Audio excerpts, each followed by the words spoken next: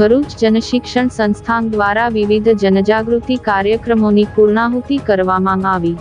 ભરૂચ જિલ્લામાં વહીવટી તંત્રના માર્ગદર્શન હેઠળ JSS ભરૂચ દ્વારા જિલ્લા શિક્ષણાધિકારીના સંકલનમાં તારીખ 3 એપ્રિલ 2024 થી 23 એપ્રિલ 2024 દરમિયાન જુદા જુદા સ્થળોએ મતદાન જનજાગૃતિના વિવિધ કાર્યક્રમો આયોજિત કરવામાં આવ્યા હતા।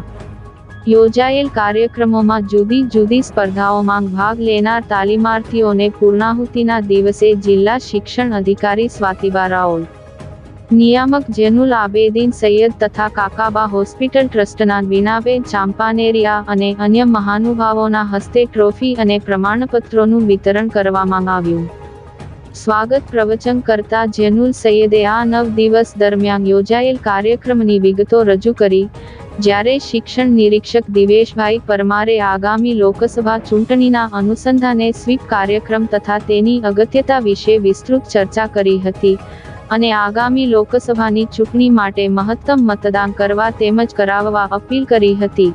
આ પ્રસંગે ઉપસ્થિત અતિથિ વિશેષ JSSના બોર્ડ મેમ્બર કે રોહિત દ્વારા સંસ્થા દ્વારા હાથ ધરાયેલ આ મહત્વપૂર્ણ કામગીરી અંગે ભારોભાર પ્રશંસા વ્યક્ત કરી હતી અને તમામ વિજેતા તાલીમાર્થીઓને અભિનંદન પાઠવ્યા હતા।